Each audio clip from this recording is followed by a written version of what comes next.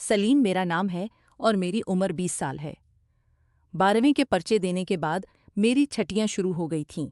इसलिए मैंने माँ बाप से इजाज़त लेकर अपने चचा अमजद के घर छटियां मनाने जाना चाहा। चचा की शादी को सिर्फ 15 दिन ही हुए थे, इसलिए मेरे माँ बाप मुझे उनके घर जाने से मना कर रहे थे। लेकिन काफ़ी साल हो गए थे मुझे चचा के घर गए हुए। इस दिन अतवार था। मेरे पापा ने मुझे चचा के घर छोड़ा, लेकिन जैसे ही हम वहां पहुंचे तो घर के बाहर ताला लगा हुआ था। हमें लगा चचा और चची कहीं बाहर घूमने गए हैं। पापा ने चचा को फ़ोन किया तो पता चला वो दोनों खरीदारी करने बाहर गए हैं और उन्हें घर आने में देर हो गई। इसी वजह से हम दोनों चचा का इंतज़ार करते हुए उनके घर के बाहर खड़े हो गए। तकरीबन 2 घंटे बाद चचा और चची घर आए। पापा उनसे बाहर सड़क पर ही मिले और वापस घर जाने लगे। चची ने अपने ही चेहरे पर सिकारिफ बांध रखा था। घर के अंदर आते ही चची ने अपने चेहरे से सिकारिफ हटाया तो मेरी नज़र चची रेमा पर पड़ी। मैं अपनी चची को पहली बार देख रहा था और मैंने कभी नहीं सोचा था कि मेरे चचा ने इतनी खूबसूरत लड़की से शादी की होगी, क्योंकि मेरी चची बहुत ही हिसैन थीं। दरअसल मैं उनकी शादी में भी नहीं जा सका था, क्योंकि इस वक्त मुझे घर का ख्याल रखना था। मेरे वालिदैन नहीं चाहते थे कि हम सब शादी में चले जाएं और पीछे घर अकेला रह जाए। इस बार चचा से मिलने की मुझे बहुत बेचैनी थी और साथ ही मैं अपनी नई चची से भी मिलना चाहता था। मेरे पापा का कहना था कि हम बाद में कभी मिलेंगे, लेकिन मुझे छटियां गुजारनी थीं और इस शहर में जाना था जहां चचा रहते थे। इसी वजह से मैंने जिद करके पापा को चचा के घर छोड़ने पर राजी कर लिया। कभी कभार सोचता हूं कि शायद अच्छा होता अगर मैं इस वक्त चचा के घर ना गया होता, क्योंकि यहाँ मेरे साथ ऐसा कुछ होने वाला था जो मेरी जिंदगी को बदल कर रख देगा। मैं बार बार अपनी चच्ची को देख रहा था, क्योंकि मेरी चच्ची किसी फिल्म की हीरोइन जैसी लग रही थीं। चच्ची बहुत खूबसूरत थीं, जबकि चचा देखने में बहुत खास नहीं थे। मेरी नज़र चची पर थी। इस दौरान चचा ने मुझे पकारा, अरे सलीम बेटा, कहाँ देख रहे हो? मैं तुम्हें कब से आवाज़ दे रहा हूं। ये सुनकर मुझे झुझक हुई। मैंने चचा से कहा कि मैं ठीक हूं और उन्हें जोर से गले लगा लिया। इतने सालों बाद मुझे देखकर चचा भी बहुत खुश हुए। चची भी मेरे पास आईं और मुझे प्यार से गले लगा लिया। ऐसा बिल्कुल नहीं लग रहा था कि मैं उन्हें पहली बार मिला हूं। चचा के घर गए मुझे 2 दिन हो कर रही थीं और मेरी हर ज़रूरत का ख्याल भी रख रही थीं। चचा मेरी अच्छी के ख्याल भी रख रही थीं। चचा और टिक्की रवैये से मुझे ऐसा लगा कि मैं अपनी पूरी छटियां यहाँ गुजारने वाला हूँ, लेकिन मुझे ज़रा भी अंदाज़ा नहीं था कि मेरा ये फैसला आगे चलकर ऐसा मोड़ लेने वाला है जो मेरी ज़िंदगी को बदल कर रख देगा। तीसरे दिन सुबह जब मैं सोकर उठा तो 10 बज चुके थे। मैं अपने कमरे से बाहर आया तो देखा कि चचा अपना बेग पीक कर रहे थे। उन्हें बेग पीक करते देख मैंने पूछा, आप इतनी सुबह बेग पीक करके कहाँ जा रहे हैं? इस पर चचा ने कहा कि मुझे काम के सिलसिले में 2 महीने के लिए बाहर जाना पड़ रहा है। इस पर मैंने चचा से कहा, क्या बात है चचा, मुझे यहाँ आए हुए तो सिर्फ 2 ही दिन हुए हैं और आप इतनी जल्दी कहाँ जा रहे हैं? मुझे कुछ नहीं पता। मैं आपको अभी कहीं नहीं जाने दूंगा। इस पर चचा ने कहा कि ये मेरे लिए एक बहुत बड़ा मौका है। अगर मैं इसे खो देता हूं तो मुझसे बड़ा बेवकूफ़ कोई नहीं होगा, क्योंकि इस प्रोजेक्ट का तजुर्बा मुझे आगे एक अच्छी पोस्ट दिलवा सकता है। चचा के काम की संजीदगी को देखते हुए मैंने आगे से कुछ नहीं कहा। मैंने चचा से कहा, ठीक है, आज शाम को मैं पापा को बुला जाता हूँ, क्योंकि अगर आप चला जाता हूँ अगर आप यहाँ नहीं होंगे तो मैं यहाँ रुक कर भी क्या करूँगा? तब चचा ने कहा, सलीम, अब मैं यहाँ नहीं रहूँगा और तुम्हारी चची का ख्याल रखना तुम्हारी जिम्मेदारी है। जब तक मैं लौट कर नहीं आता, तुम्हें चची का ख्याल रखना है। इसे क्या चाहिए क्या नहीं उसका ख्याल रखना। और हाँ, एक बात जहन में रखना, तुम्हारी चची को अंधेरे से बहुत डर लगता है। इसीलिए खास तौर पर अगर से इसी भी तरह की मदद की ज़रूरत हो तो तुम बला झझक इसकी मदद करना, चाहे वो कुछ भी हो। मैं इस वक्त कुछ अल्फाज का मतलब पूरी तरीक़ा नहीं समझा, लेकिन आगे चलकर चची ने इस लफ्ज़ का जो मतलब मुझे समझाया वो मैं कभी सोच भी नहीं सकता था।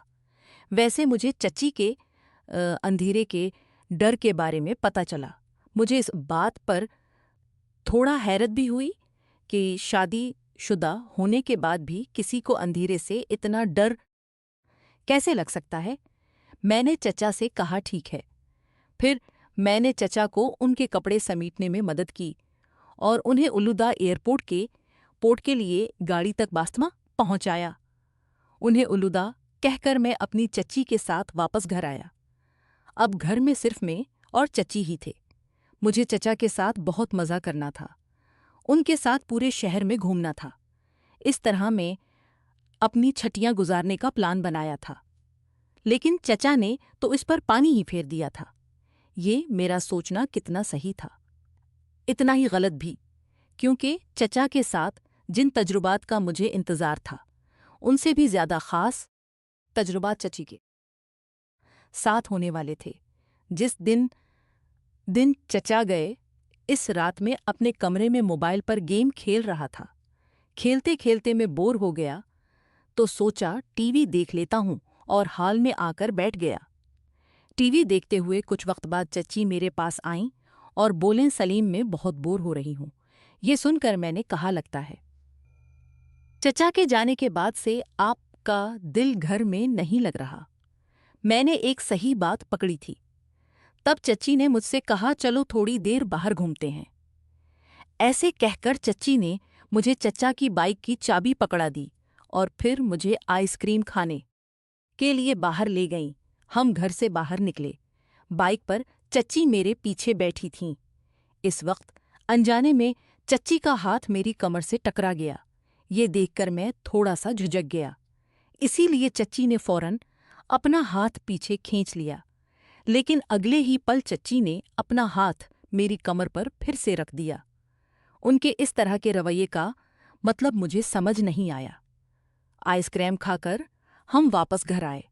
जैसे ही चची ने घर का दरवाज़ा बंद किया, हम अंदर आए। अचानक घर की सारी लाइट्स बंद हो गईं। अचानक लाइट जाने से चारों तरफ गहरा अंधेरा छा गया। मैं चची के पीछे खड़ा था। तभी चची ने पलटकर मुझे जोर से गले लगा लिया। उस वक्त चची का जो सुपुरुष मुझे हुआ उसने मुझे एकदम बेचैन कर दिया। मैं भी उनमें जवान हो रहा था। मुझे समझ नहीं आ रहा था कि क्या करूं, तो मैं वैसे ही खड़ा रहा। इस वक्त मेरे दिमाग में जो ख्यालात आ रहे थे वो बिल्कुल अलग थे। चची तकरीबन 5 मिनट तक मुझे ही पकड़े रहीं और फिर अचानक रोशनी आ गई। जैसे ही रोशनी आई, चची भी होश में आईं और फौरन मुझसे दूर हो गईं। मुझे माफ़ करना ऐसे कहकर वो शर्माते हुए अपने कमरे में चली गईं। वहाँ किया हो रहा था। अचानक मेरे साथ जो हुआ उससे मैं पूरी तरह हैरान था। मुझे समझ नहीं आ रहा था कि मैं क्या करूं। कुछ देर बाद मुझे चचा की वो बात याद आई जो उन्होंने घर से जाने से पहले कही थी कि चची को अंधेरे से बहुत डर लगता है और मेरी जिम्मेदारी है कि मैं उसका ख्याल रखूं। अब मुझे समझ आया कि चची ने अंधेरे का बहाना बनाकर मुझे गले लगाया था। इस रात में भी जब अपने कमरे में जाकर सो गया, लेकिन बिस्तर पर लेटे हुए चची बार बार मेरी आंखों के सामने आ रही थीं। चची काफ़ी जदीद थीं और ऐसे कपड़े पहनती थीं जो मैंने कभी नहीं देखे, मगर चची बहुत और भी प्यारी लगती थीं। वो ये कपड़े पहनकर और भी प्यारी लगती थीं। शायद वो इसीलिए ऐसे कपड़े पहनती थीं, मगर मैं जब भी उनकी तरफ देखता तो शर्मा सा जाता था। और वैसे भी मैं एक छोटे से गांव का लड़का था, इसीलिए उनके तौर तरीके मेरे लिए बहुत ख़ास लग रहे थे। अगले दिन सुबह जब मैं नींद से बेदार हुआ तो देखा चची किचन में चाय बना रही थीं। इस वक्त उनकी तरफ देखना मुझे थोड़ा अजीब लग रहा था। चची भी मुझे चपके चपके देख रही थीं। हम दोनों एक दूसरे को देखकर शर्मा रहे थे। जब मैं पानी पीने के लिए किचन की तरफ गया तो चची ने फिर से मुझे जोर से गले लगा लिया। मैं थोड़ा चूक गया, क्योंकि कल की बात अब तक मेरे दिमाग से नहीं गई थी। चची फिर से हिनस कर बोले, अरे सलीम, इसमें शर्माने की क्या बात है? मुझे पता है ये सब तुम्हारे लिए नया है, लेकिन कल रात में वाकई बहुत डर गई थी। अगर तुम्हें बुरा लगा हो तो मुझे माफ़ कर देना।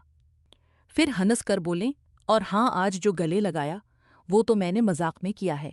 तुम मेरे लिए बहुत छोटे हो और मैं तुम्हारी चची हूँ, इसलिए मुझे तुमसे मजाक करने का पूरा हक है और मैं ये हक लेकर रहूंगी। चची के इस अंदाज पर मैं भी मुस्कुरा दिया। उन्होंने फिर से मजाक में मुझे गले लगा लिया, लेकिन उनकी इस तरह की हरकत से मेरे दिल में अलग जज्बात पैदा होने लगे। मुझे भी ये महसूस होने लगा था कि मैं अब बड़ा हो रहा हूँ। शायद चच्चा को ये अंदाज़ा नहीं था कि ऐसी चीज़ हो सकती है। कुछ दिनों बाद एक दिन शाम को मुझे समोसे खाने की ख्वाहिश हुई। समोसे बनाने के बाद मैं चच्ची के कमरे की तरफ गया। चच्ची का कमरा थोड़ा सा खुला हुआ था। मैं बगैर इजाज़त उनके कमरे में चला गया। वो बिस्तर पर बैठकर अपने मोबाइल पर कुछ देख रही थीं। उनके बैठने का अंदाज ऐसा था कि देखकर मुझे शर्मिंदगी महसूस होने लगी। दरवाजे पर खड़े होकर मैंने चची को आहिस्ता से आवाज़ दी, लेकिन वो सुन नहीं पाईं। वो मोबाइल में ऐसी चीज़ देख रही थीं। हिम्मत करके मैं आहिस्ता आहिस्ता उन्हें आहिस्ता आहिस्ता उनके पास जाने लगा।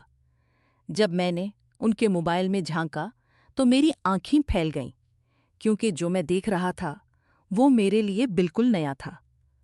मुझे शर्म आ रही थी, लेकिन चची सब कुछ देख रही थीं। मुझे लगा मुझे इस हालत में चची को नहीं देखना चाहिए, इसीलिए मैं फौरन दरवाजे के पास वापस चला गया और चची को जोर से आवाज़ दी। इस पर चची एकदम चौंक गईं और दोपटा दुरुस्त करके खड़ी हो गईं। मुझे अचानक वहां देखकर वो थोड़ी सी घबरा गईं। उन्होंने मुझसे पूछा, क्या बात है? तो मैंने बात को टालते हुए कहा कुछ नहीं और अपने कमरे में चला गया। अपने कमरे की तरफ जाते हुए भी मुझे बार बार चची का वही रूप नजर आ रहा था जो मैंने कुछ देर पहले देखा था। इस दिन रात में जोर से बारिश हो रही थी। अचानक रोशनी चली गई और चची ने मुझे जोर से आवाज लगानी शुरू कर दी। उन की आवाज को सुनकर मैं उनके कमरे में चला गया। जैसे ही मैं उनके कमरे में गया, उन्होंने मुझे गले लगा लिया। चची इस वक्त भी बहुत खूबसूरत लग रही थीं। मैं तो अब आहिस्ता आहिस्ता खुद को समझने लगा था।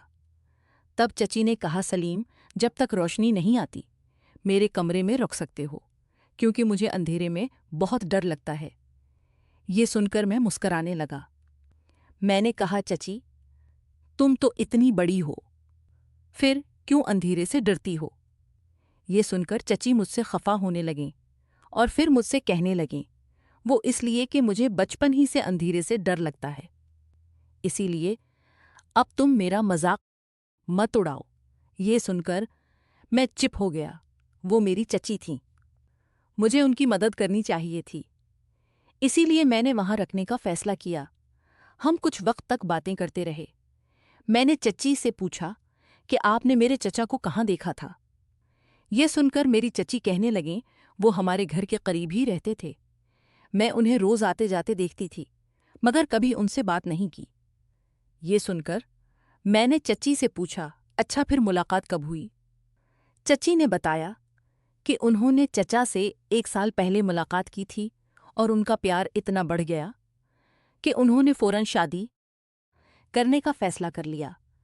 चची की बातों से ये भी पता चला कि चचा ने पिछले 1 साल में काफ़ी तरक्की की थी। बातें करते करते काफ़ी वक्त बीत गया था। जब मैंने अपने कमरे में जाने का सोचा तो चची ने मेरा हाथ पकड़ लिया। उन्होंने कहा, अगर तुम्ही कोई कमरे में सो सकते हो। मुझे तो कोई परेशानी नहीं थी, क्योंकि चची और मैं इस घर में अकेले ही तो थे। इसके अलावा चची का साथ चचती साथ मुझे बहुत अच्छा लगने लगा था। मैं चाहता था कि मैं हमेशा अपने चचा के घर ही रह जाऊं, मगर ये भी सच था कि मुझे जल्द अपने घर वापस जाना था। इसीलिए मैंने सोचा कि मुझे ये वक्त एंजॉय कर लेना चाहिए। इस रात मुसलसल बारिश होती रही। रात को कोई रोशनी नहीं थी और मैं उनके कमरे में सोने लगा। मुझे बहुत अच्छा महसूस हो रहा था क्योंकि बारिश होने के बाद मौसम बहुत अच्छा हो गया था। गोया मुझे एक अनोखा सुकून मिल गया था। ऐसी खुशी मैंने पहले कभी बहुत खुश नज़र आ रही थी। चचियों ने मुझे उनके चेहरे पर नहीं देखी थी। नाश्ता करते वक्त चची मुझसे बात कर रही थीं। चची ने कहा, आज तो बारिश रखने का नाम ही नहीं ले रही, इसीलिए तुम अपने चचा के आने तक मेरे कमरे में सो सकते हो। चचा जाते वक्त मुझे बता गए थे कि अगर तुम्हें किसी चीज़ में मदद चाहिए तो बेझिझक बताना। इसीलिए मैंने भी मन में शर्मिंदगी ना रखते हुए चची के पास रखने का फैसला कर लिया। रात को चची मुझसे बातें करने लगें, लेकिन एक बात पर मेरा ध्यान गया कि मेरा पीठ दर्द होने लगा। चचा की बातों में मुझे थोड़ा डर लग रहा था, इसीलिए मैं उनके कमरे में सोने लगा। हालांकि चची उसका फ़ायदा उठाने में लगी थीं। ये मुझे समझ नहीं आ रहा था। मैं सोच रहा था कि चची को मुझसे क्या चाहिए। रात को बातें करते करते चची मेरे लिए गरम गरम दूध लेकर आईं। मैंने चची से कहा, मुझे दूध नहीं पीना, मैंने अभी तो खाना खाया था।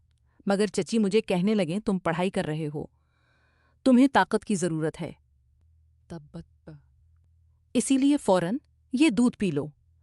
लेकिन मैं दूध नहीं पीना चाहता था, क्योंकि रोज़ रात को चची मुझे दूध का गिलास पिला देती थीं और उसके बाद मुझ पर बेहोशी तारी हो जाती थी, जबकि मैं अभी चची से बातें करना चाहता था।